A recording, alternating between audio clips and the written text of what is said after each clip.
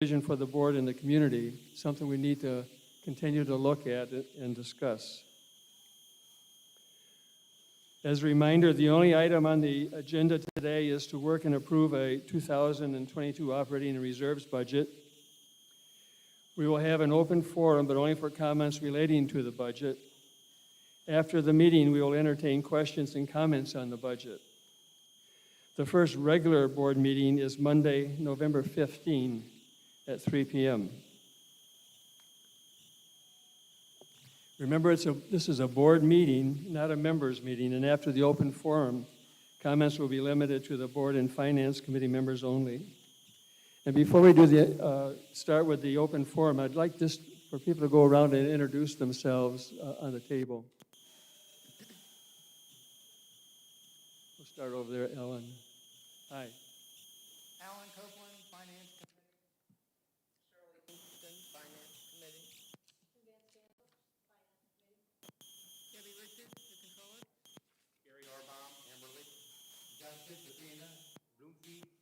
Edward Bonney, Ryan Smith, Amherst.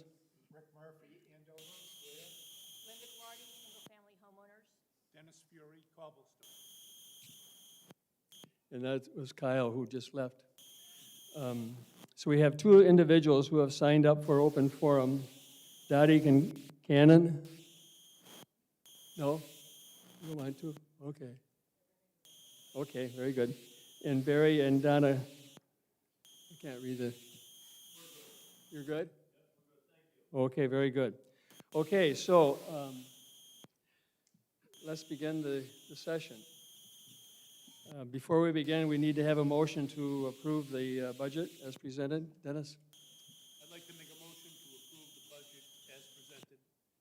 Is there a second? I second it. Okay, so let's begin the discussion. Dennis, you're going to lead us through the discussion, correct?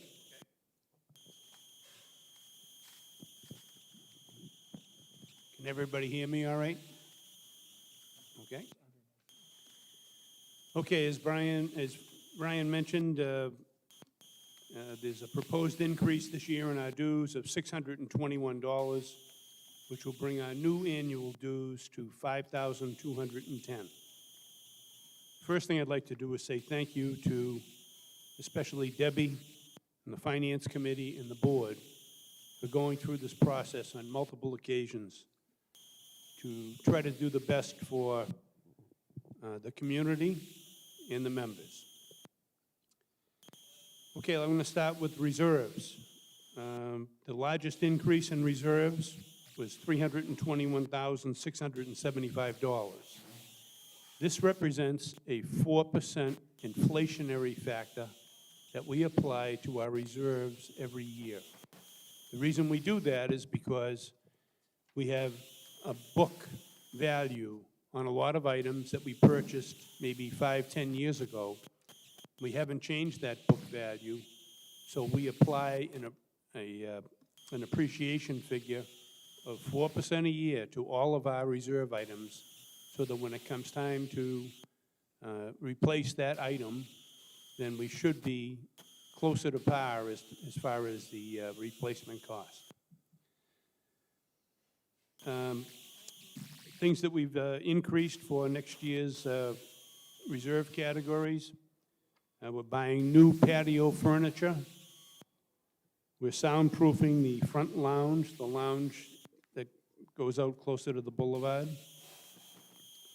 We're updating golf course maintenance items, some new kitchen equipment.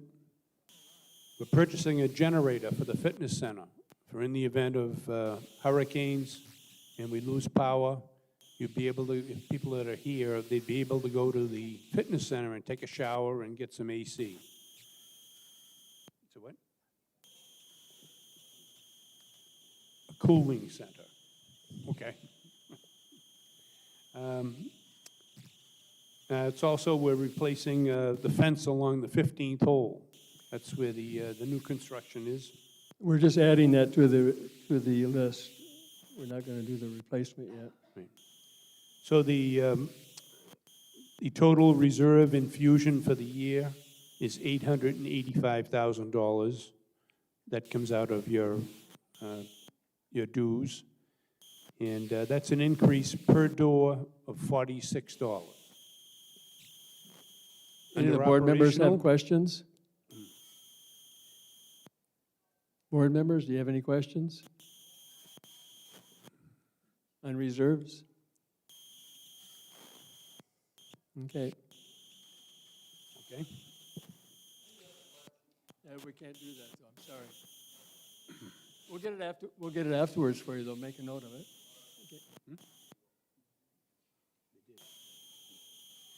Okay, next, under operational, under administration, we have increases in inflation across the board for all the things that we buy, janitorial, increased our legal fees.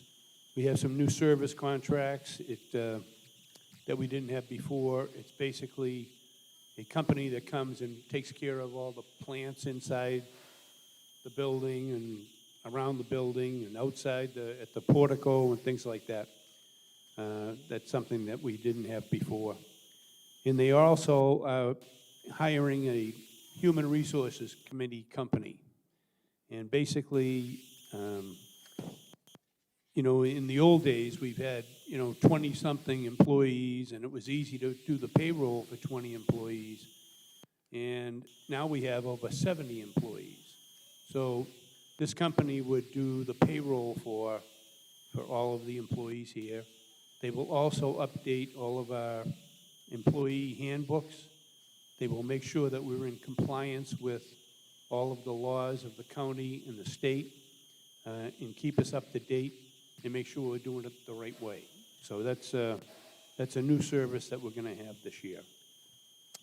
In the pro shop, we have an increase. We're going to put in a washer and dryer, and we're going to purchase towels so that we have towels on every cart, and we will clean them right in the cart barn with a washer and dryer. In the fitness center this year, we had a reduction in the cost of $11,000. It's we anticipated last year incurring more utility bills. So our utility bills were lower this year, so it's a reduction in the operational money spent. Under golf course maintenance, we have a lot of inflation, especially when it comes to chemicals, weed control, fertilizer. I think they went up about $90,000 over the previous year for the same chemicals that we use. And I don't think there's much of an alternative unless we want our golf course to be brown. I think we have to maintain it.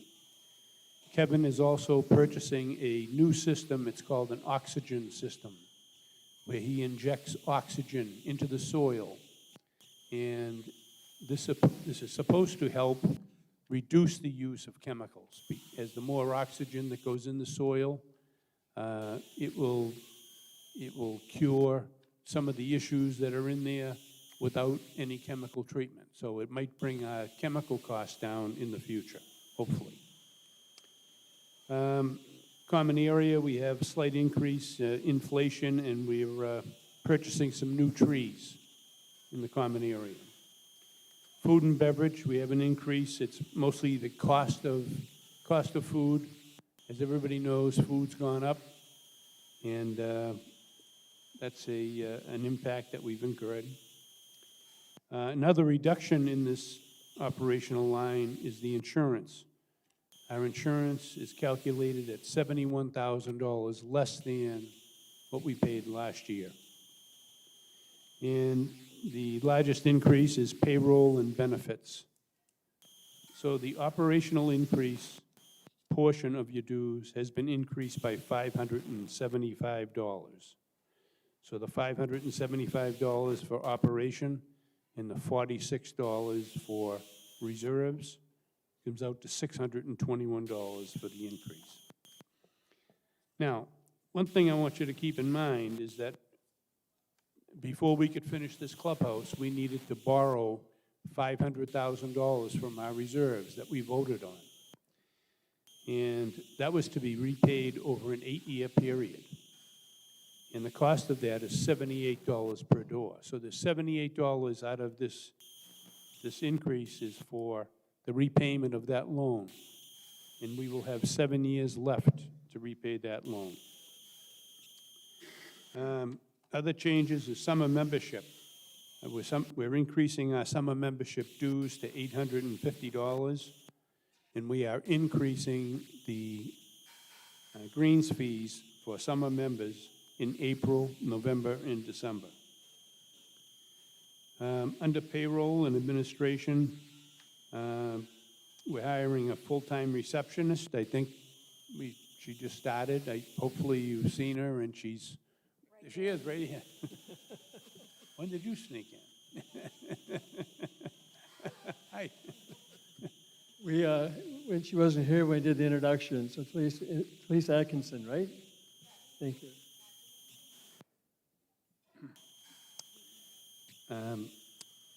On the golf course, we're hiring a new assistant superintendent. Kevin has not had an assistant superintendent in a couple of years. And unfortunately this year, as we all know, we lost one of our long-term employees to cancer. And Kevin did not replace him. But what he wants to do is replace that person with an assistant superintendent. So it's not like we're adding a full salary, we're only adding a partial salary. But I think it's in the best interest of Royalwood to have an assistant superintendent.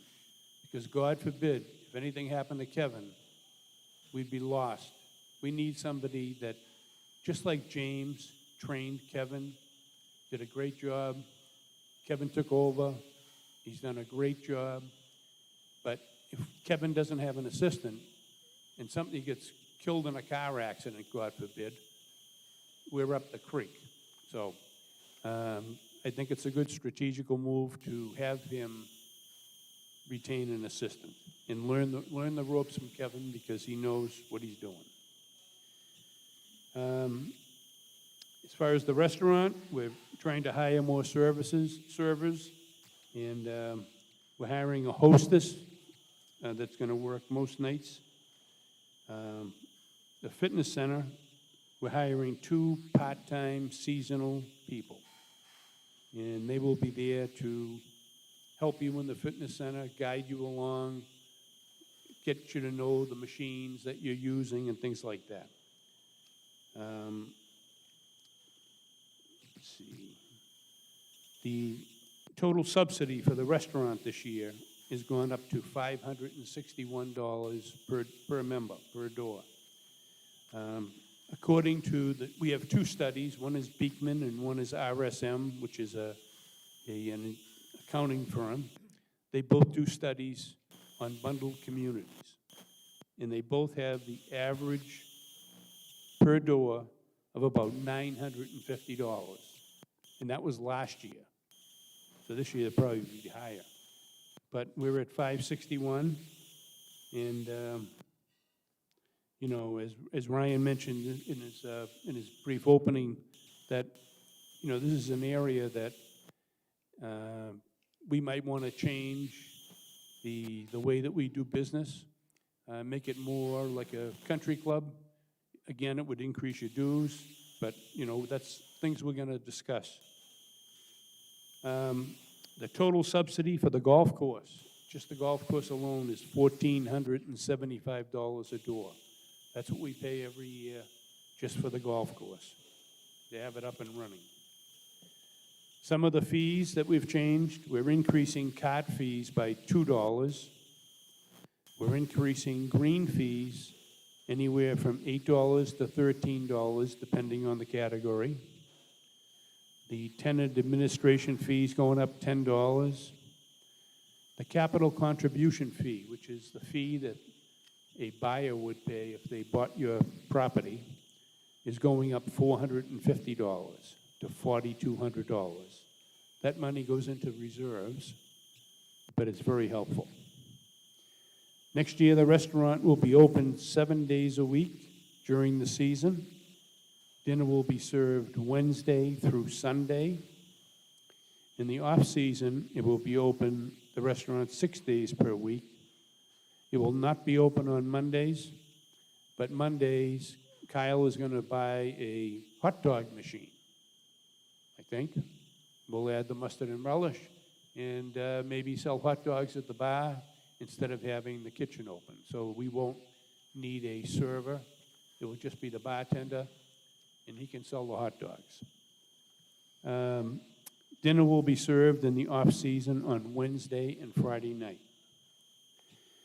Quick update on the minimums for last year, the minimum spending requirements. There were 49 members that spent 0 at Royalwood. And there were 290 members that did not make their minimum. 290 out of the 800 did not make the 290? minimum. Huh? How many? 290. 290.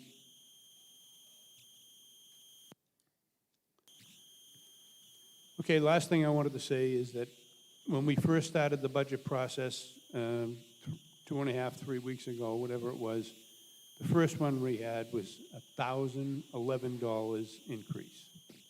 The second pass we did was $711. The third pass we did was $671. In the fourth and final, we got it down to $621. So we did our best. We did what we think is best for the community and the best for the ownership here. That's all I got.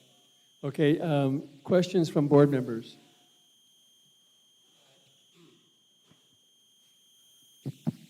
I have a few suggestions. Can you hear me?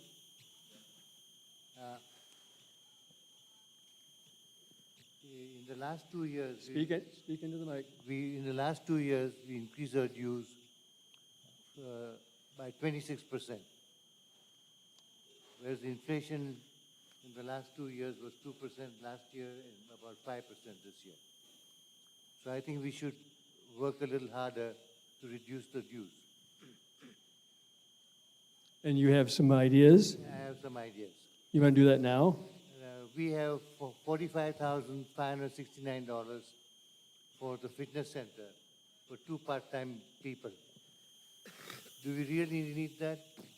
Have we done without anybody in the fitness center for a number of years? If we eliminate that, we'll save $57 per member. You're going to eliminate everything for the fitness center? That's on, What page you on? that's the payroll. Huh? That's on page 3.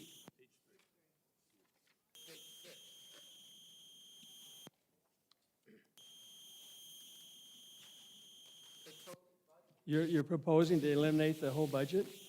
The whole budget's only 29,000. On page 3, if you look at the last item, fitness center, salary and wages, 41,600.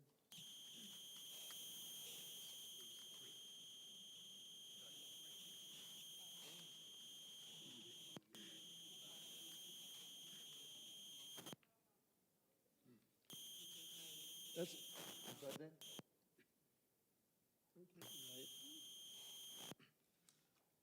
Got that? yeah, but, okay. The,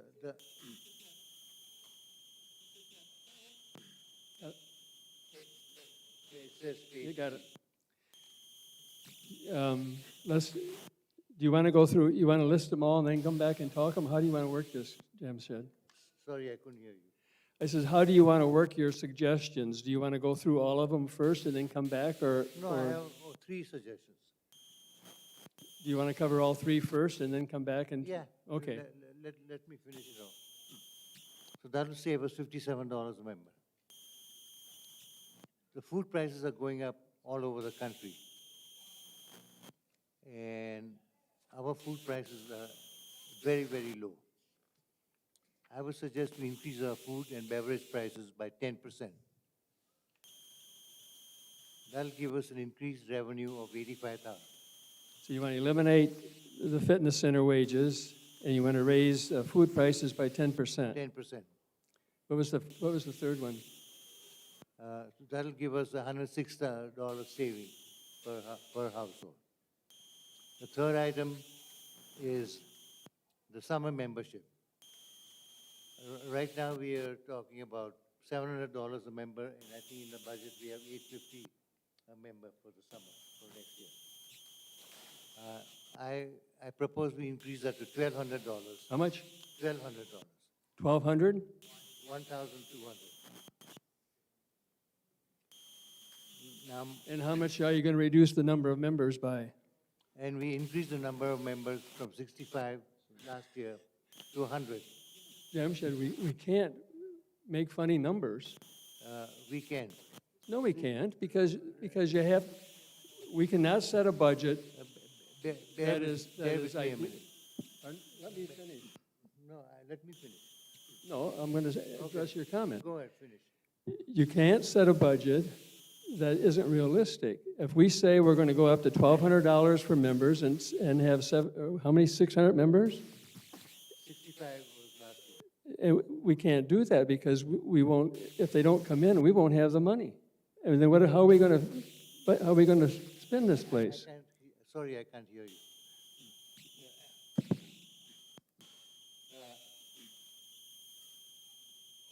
We have many communities around here that do not have a golf course.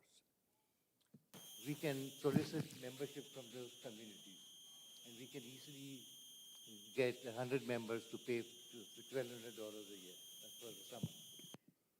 That's my proposal. Okay. And if necessary, if I could have the assistance of somebody like Kyle, I have to undertake to go and solicit membership. So other board members that want to comment on Jamshed's ideas? Anyway, let me finish. I just have a question, though. Let me finish. If we implement all these three suggestions, we would reduce the increase from $621 to $413. So Jamshed, with your proposal to increase food and beverage by 10%, you're saying that's a savings to the membership. It's really not a savings to the membership. Yes, the overall number for membership fees will go down, but your costs for eating and drinking in the dining room will go up. True. I agree. And you heard the discussion before that we already are low in subsidizing food and beverage, and that we have comments from our members saying, why are we so expensive compared to other clubs? So your proposal would drive the price up even more, which would reduce the number of people who would eat here. As it happens, the more number of people eat in our restaurant, the more money we lose. So that's not the issue. The issue is how do we balance the budget between increasing the dues and increasing the food price? The issue is how do we fund a country club? Sorry, how do we what? How do we fund a country club? You've got to all I'm suggesting is raising income in two different areas and reducing the cost of one item and increasing the fees for the food. That's all I'm suggesting. Other comments? Hey, Jamshed, can I ask you a question? Go ahead. This year, we had summer membership at $700 a year, and I think we had 63, is that right, Deb? We had 65, I believe. 63, 65 members, and that's all we got. So how do you think that you're going to increase the fee from $700 to $1,200? And if we could only get 63 people at $700, how are you going to get 100 people at $1,200? As I mentioned, we have several communities around here that do not have a golf course. I suggest we approach them and solicit membership for the summer. And I'm pretty sure we'll get 100 members at $1,200 a member. Okay, does everybody understand his three items? Go ahead. I'm sorry, Gary? I'll talk real loud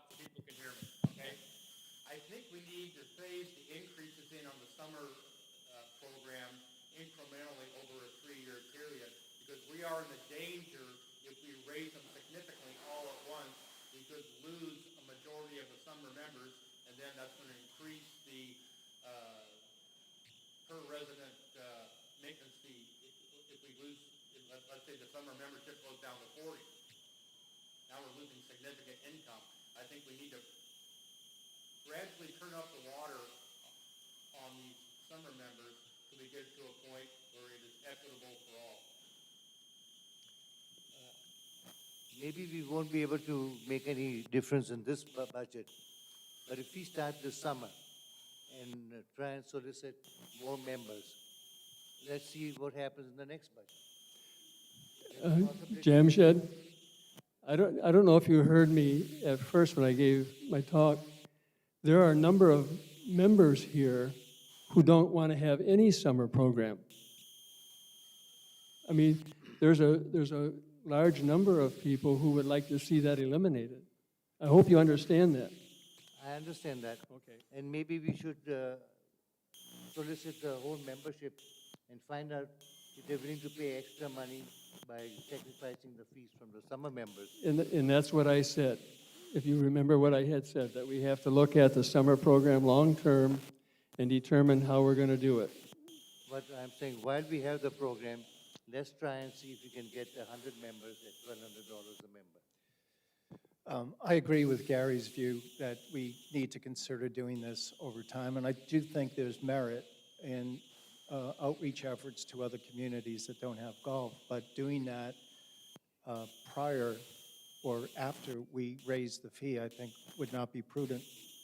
I think we'll need to do some of that outreach work and see if that is that level of demand, Jamshed, that you think that there might be out there, and then make that decision in future budget cycles. Yeah. And know what our community wants, yeah. Okay, so there's 3 items that, changes that are proposed. Are there any others that are proposed? Does any other board member have any idea of anything they want to change on the budget? Was it the fitness center committee that recommended the addition of the 2 employees? Okay, and what was some of the reasoning behind that?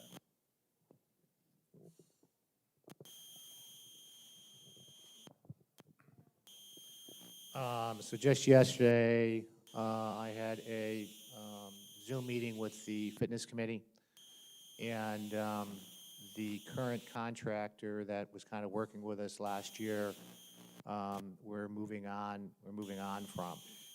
So the challenge that we have in the fitness center and aerobics room is you got a couple of choices in what we want to do. Let it be self-serve, you're on your own, no classes, other than, what currently has always been going on, which is coming into a class that's a walking tape, and they just put the tape in and do all of that. And I'm not really a big proponent of that. Secondly, last year was unfortunately a very unique experience because we had COVID, and people might not have been working out. People were not necessarily interested in joining large group classes because they were tried out by the contractor, to offer, different classes and things like that. But, because of COVID, that wasn't necessarily the case. So we don't have a real good test year from last season. And just like last season, we don't necessarily have a very good test year for our food and beverage operation because we postponed a tremendous amount of functions and things of that nature. So, because typically after a renovation such as ours, your food and beverage operation explodes, okay, in a club. The club's been closed, they love the new facility, and it's event after event, and members are just, doing that. So we don't have that either. So the food and beverage budget reflects that this year is going to be our explosion year. There's no doubt about that. When it comes back to the fitness center, we're sending out a survey to the members to say, okay, what type of classes do you want? What type of times would you come? And what would you do? What classes would you want us to see, et cetera, et cetera. The classes will be on a contract basis, okay? But in an effort to go ahead and get those started up okay? Instructors need a minimum of at least 6 participants. So in the proposal that I'm speaking with the fitness committee, so if only 4 people sign up, that generates $40 in fees. The instructor needs a minimum of $60 in income. So the club would go ahead, until we can get them over that threshold, the club would then go ahead and subsidize that particular class by $20, okay? The reality is not having necessarily some type of fitness attendant in there in the mornings, okay? You know, we really are putting ourselves at, you know, everybody just kind of watch yourself. And it's not really, if we're trying to, we're trying to obviously improve the feel of Royalwood Golf and Country Club as a wonderful club, which it is. We can't just have a self-serve gym, okay? There was a, you know, $1.5 million investment in that facility, okay? It's well-respected, members love it, and it's really, really important that we staff it. And I will say this, that at this stage of the game, we will staff to what's appropriate, okay? And if that salaries and wages mark doesn't necessarily need to be spent, it will not be spent. That's for sure. We know that, you know, at least, you know, we feel that the heavy season is going to be for the 4 months of the year, okay? I'm looking at having staff in there, you know, maybe Monday through Friday, 7 a.m. until 11 a.m., okay? Because, you know, obviously they're busy in the mornings. That staff person would also assist members with signing up for classes, you know, making the flyers and doing that, because somebody needs to be, for lack of a better word, overseeing the facility, and basically knowing the equipment that's there so they can show members, you know, about the fitness equipment and things like that. That's how country clubs run their country club fitness facilities. Go ahead, Gary.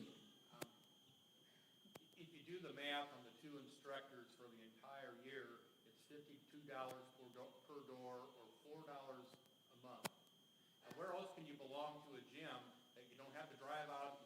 Number one, we don't have to drive out the community. We got the gym right here, and for $4 a month, you have a fitness instructor right here on the property that not only to assist you with machines, to help you do classes for you. That's a bargain.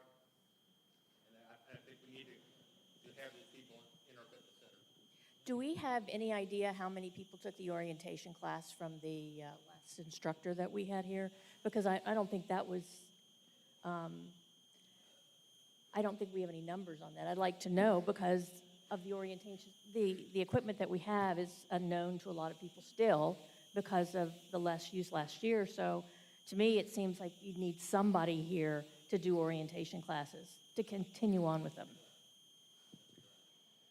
Kyle, just to be clear, the 2 staff not only being able to monitor the fitness facility, they also be certified to do training? If we find the right person that says, hey, listen, we'd love for you to come on in, quote unquote, and be, for lack of a better word, a fitness attendant from 7 to 10. And oh, by the way, you're a yoga instructor as well, and you'd like to do a group class, perfect. That's a win-win for us, all the way through. I think when we originally were going through the long-range planning and looking at other clubs similar to ours, I don't think there was one club that had a fitness center that didn't have a fitness center director. And I can't, for me personally, I can't fathom having a fitness center and all that equipment and not having someone available to help someone like myself. Yeah, so you know, just like in all areas, when Debbie and I are working through all of the numbers, salaries and wages are not spent just because they've been budgeted. It's really a big focus of Debbie and I on our salaries and wages. Who's getting overtime? Why are they getting overtime? As the board knows, overtime has become extremely expensive. The days of having $5 an hour employees walking around on your property, you know, who cares about overtime? We're now paying them $7.50. Those days are long, long, long gone. Overtime is very, very expensive. So this is based upon, I can find people, okay, that aren't going to be asking me for $25 an hour. You know, I mean, that's the scary part. Based upon what you said, Mr. Murphy, finding somebody who says, yeah, I'd come in at 7 and 10, and I'll do yoga at 10 o'clock, great, super. They'll negotiate that package. So, you know, like I said, it won't be spent if it doesn't need to be spent, I can guarantee you that. Okay, so I think the right process is to, on each of the on each item that Jamshed has proposed, is to take a vote by the board to see whether they support the change or not. Does that seem like a fair way to go through this? I'll go item by item. So the first item that Jamshed has proposed is to eliminate the $41,600 for wages for the fitness center. All in favor of that, raise your hand. Opposed? Okay, so it's 6-1 to not do that. The second item was to raise food prices by 10%. All those in favor of raising food prices by 10%, Jamshed? Opposed? That's six. The reason I'm opposing that at this point is that I think of our membership and hearing some of the feedback that we've received over the last several months. We need to improve the price-value relationship before we consider increases in prices. And I know last year was a very difficult year, but we do have to increase the customer experience in order to justify considering future increases in the food and beverage. Can I follow up and make a comment on that as well? So in the budget that you're approving, there's a budgeted 48% food cost, which is pretty aggressive in the private country club sector. Many clubs, their food and beverage, their food budget and food cost is anywhere between 52 to 54%. Many clubs that are around us, their food and beverage revenue is well over $1 million. Many of them are probably at about $1.5 million. So assigning and budgeting a 54% food cost drives obviously that subsidy. So when menus are being developed, whether it be on a la carte or the banquet side, that's always the benchmark of us setting the prices, okay, of hitting that 48%. So typically what happens in the food and beverage world, especially in clubs, is some functions you're running a 36% food cost, other functions you might be running a 55% food cost, but the goal at the end of the month is to hit your 48, okay? So, and we reflect that in all of our pricing, okay? So my point is it's not just about, oh, you know what, we really could just charge $29.95, quote unquote, for this function because that hits our mark, and then say, okay, well, listen, what we're going to do is we're going to raise that another $3, okay, just because we can, and that's not necessarily how clubs do that. So we all know that we want to improve the quality of our product. We all know that we want our service to go very, very smooth. That's been a huge focus all summer long, as some of my board members know. So it's not as easy just to say raise those food prices. We're going to be competitive. You know, I'm already getting pushback on the function that's upcoming. That's priced out at $30 a head. There's already pushback on that because it just never has really been the norm that we're walking down that road, and members are a little surprised to see those prices already. But I'm convinced, Mr. Murphy, in your statement, we deliver with a great product. These doors are going to be flying open, and members are going to be really, really enjoying things. Our new menus are coming out soon, okay? And I don't necessarily think my goal would be is that we start to beat the food and beverage budget to give us a better range of where we're going to be in the years ahead in our food and beverage program, so that the subsidy can at least stay where it's being budgeted right now, okay, if not lower. That's a big, big piece of luck that would happen to it, but it's something that food and beverage is very, very, very fluid. From week to week, we don't know what beef prices are, what chicken prices are, whatever it might be. Currently, right now, this board knows that we're being advised by our vendors to buy 2 months' supply of cooking and frying oil. Keep that on hand, because we don't know whether or not that's going to run out on the supply chain. And that is the buzz that is going around with all the purveyors out there.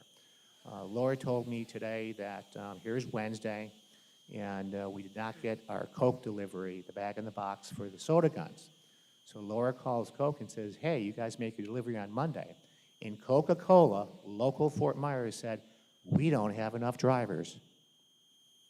And as a matter of fact, we are running behind on probably 60 to 70% of our routes because we don't have drivers. So Coca-Cola is now advising us to double and triple up on your bag-in-the-box deliveries because we can't guarantee a weekly delivery anymore. What's That going to is happen? that's the state of our economy right now, and it's awfully, awfully scary. So that's my 2 cents. Well, we know that it's tough in all the areas, so, Question for Kyle. yes. If, say, by the middle of January, you find that the food costs are going up, do you have room for increasing the prices? Thank you. Okay, the third item that Jamshed proposed was to raise the price of the summer program to $1,200 and increase the number of members to, I can't remember the number. To 100. All those in favor of raising the cost of the summer membership to 1,200 and the number of members to 100, raise your hand. All those opposed? That was defeated.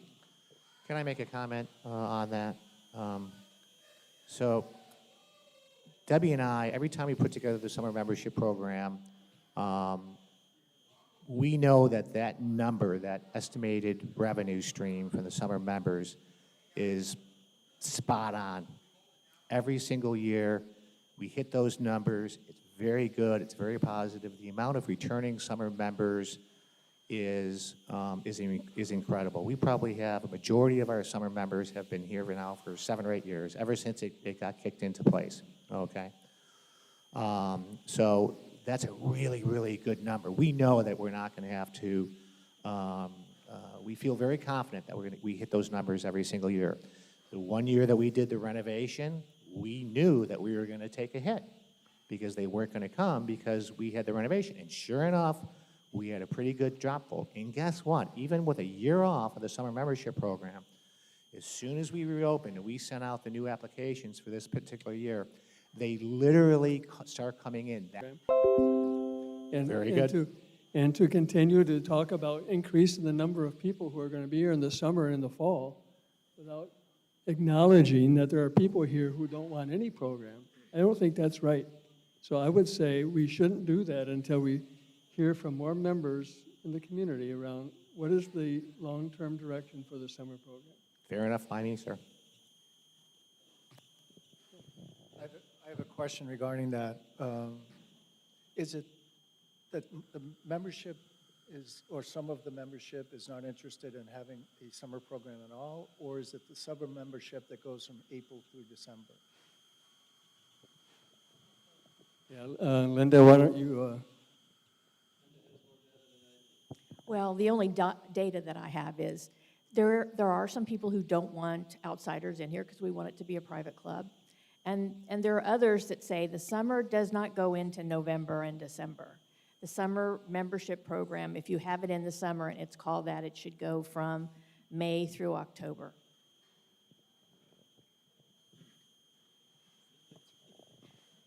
It really does. It's both, you know, and I've been on the board for a few years, and I think every couple of years we have this discussion because there's some members who are here that say we shouldn't have anybody other than Roywood people golfing here and reciprocals, and then there are others that look at the revenue stream and say, you know, that's pretty nice. And so I think the board just has to get some data and do some homework before next year, before the next budget comes through, and say, where do we want to go? And be sensitive to the fact that in the fall months, people are worried about getting bumped, and we try to, I think we manage it pretty well. I know Linda has concerns about people getting bumped. I think the pro shop is supposed to manage that reasonably well so that our people have first choice on the times, and summer members have to wait. So, but it's something we need to work. So, are there any other changes that people want to consider? Otherwise, I'll call for a vote on the budget. Is there any others? So if they're not, all those in favor of the budget as presented, raise your hand. Those opposed? The budget has passed 6-1. Jamshed has opposed. Okay, we said before we would adjourn, if there's questions from the, about the budget, fire away. Any questions? Go ahead.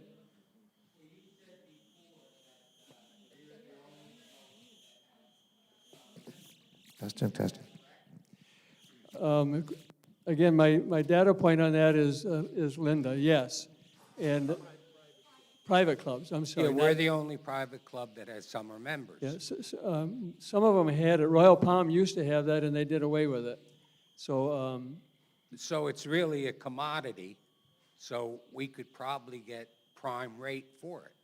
We should be charging a lot, and if there are people who are against it altogether, that would cut it back and keep the increase, the revenue up. yeah, that's the flip of it. You're right. As I said, we've had this discussion off and on since we had the program. There are some people who say we shouldn't have it at all. There's some saying bring in more people. In the fall, there's always a concern in November, December that our members are coming down and they can't get the tea times they want.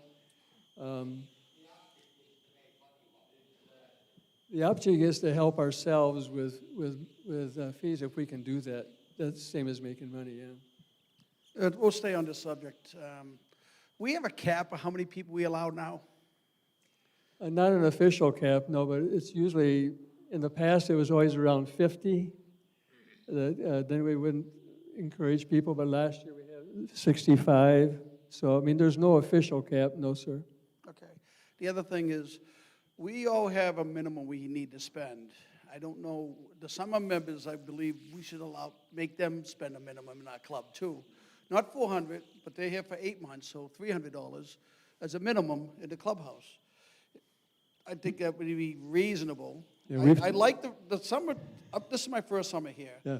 Without the summer members, we wouldn't have anyone on this golf course, so we can't give it up. It doesn't make sense to give it up. The place is empty all afternoon. So keeping the summer, raising it, like you said, $850 this year, that's a great idea. That's what I was thinking, maybe 1,000, but a little bit this year, a little bit next year. Let's see if we can maintain what we have. We want to try to maintain what we have in my eyes. Right. Thank you. And having a minimum for summer members has been discussed, but we haven't come to any conclusion on that yet. But yeah, that's another item that the board members have talked about, and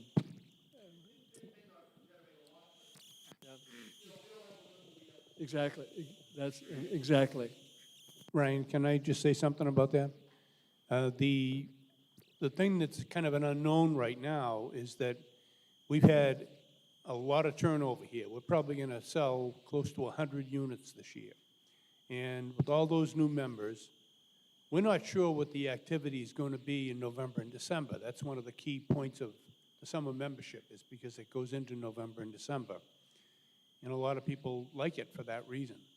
But if we have a lot of demand from our new members and regular members in November and December, then that's another issue we have to consider. Maybe we have to drop that from the summer membership program. But we don't know that now. So it's why it's going to take a few years to work this thing out. Dennis, can you just? I just want to follow up on Dennis's point here. Okay. for the 8 months for the last several years, the summer members have paid the same cart fees we have. In the 2022 budget, in the month of April, in the month of November and December, they are paying increased green fees in the 2022 budget. Their green fees in those 3 months now will be $72. So if the summer members are looking at this as a value place to play golf, I don't think you're going to see a lot of those summer members playing a lot of golf in November and December as they have it the rest of the year, because rather than them paying $25, $26, now they're going to have to be paying the $72. So, but I will agree with Dennis's approach here that we have to be cognizant of the 80 new homeowners and condo owners that we have here and see how much golf all these people are going to play. Gary, you just addressed the point that I was going to make, but I guess the question would be if they're not going to play here in November, December for that price, where are they going to go?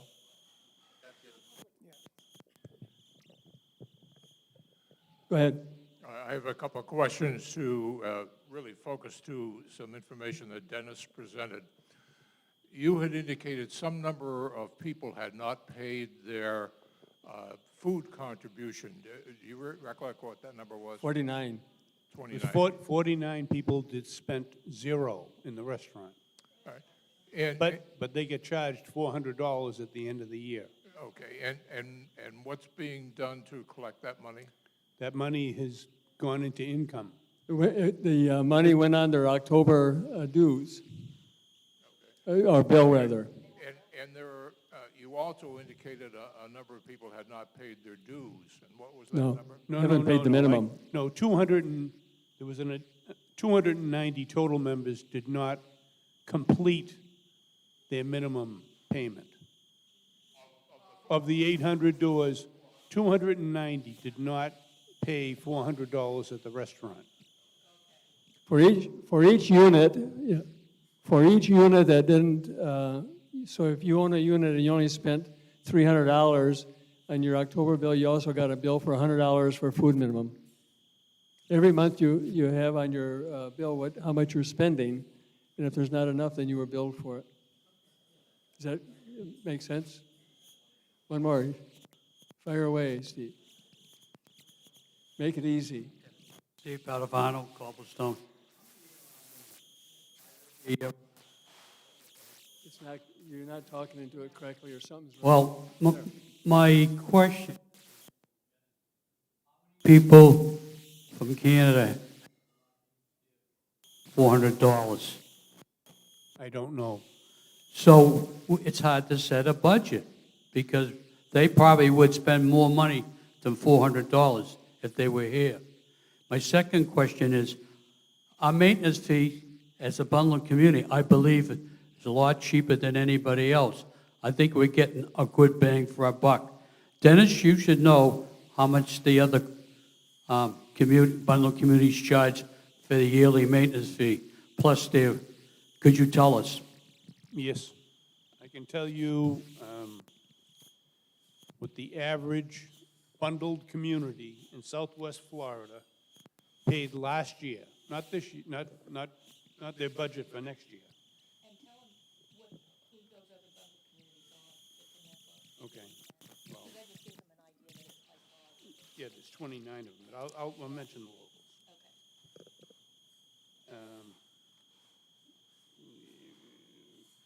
Well, the average was $6,300 last year for the bundled communities in this area.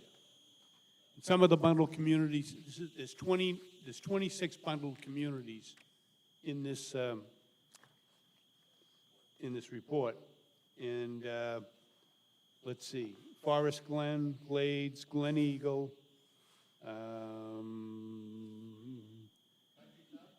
yeah, Countryside, I skipped right over them, sorry. Naples Heritage, Lexington, Stonebridge,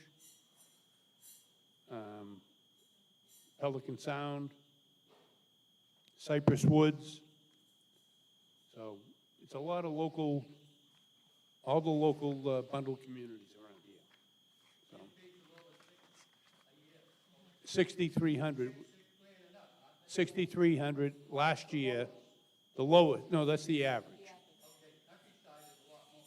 I don't know. Okay. So all I'm saying, they could spend this fee for the restaurant inside it. They could spend more money without labor. Right. So we're getting a bang for the buck. Thanks, Steve. Thanks, Steve. Anyone else have a question? If not, is there a motion to adjourn? I'll make a motion to adjourn. Is there a second? All those in favor? Aye. Opposed? Thank you all for coming, and thank you for the work, Debbie and Kyle and everybody. Next week. Yeah, next week, the president's letter with a copy of the budget and all that comes out. Yeah, so you all have the details.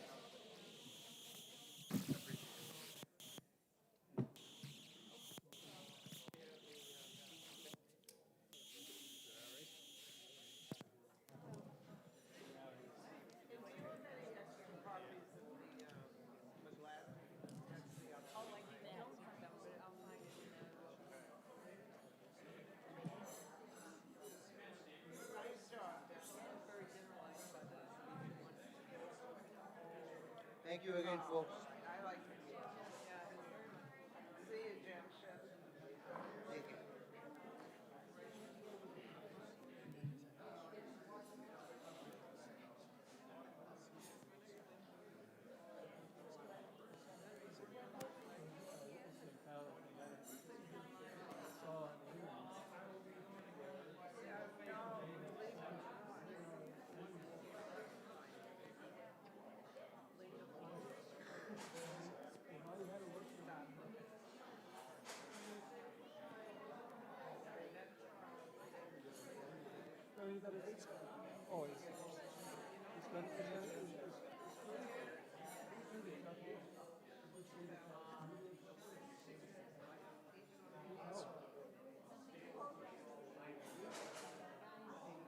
Okay.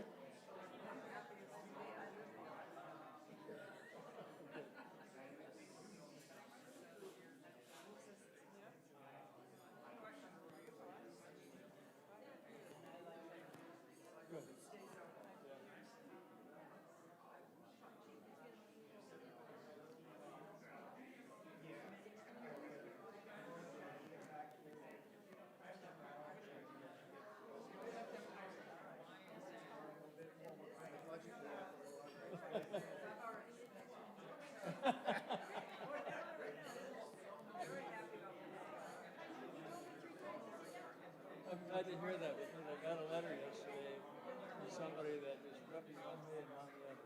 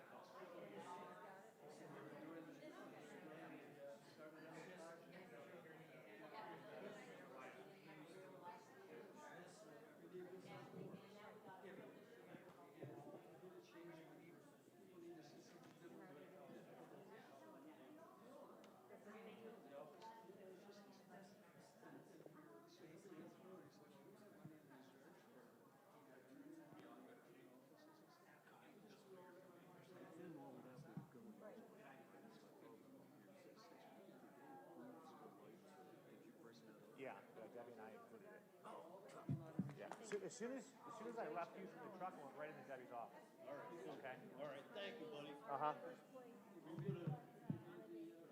so you know, throw an all blast email out there, letting all the tennis people know what you did.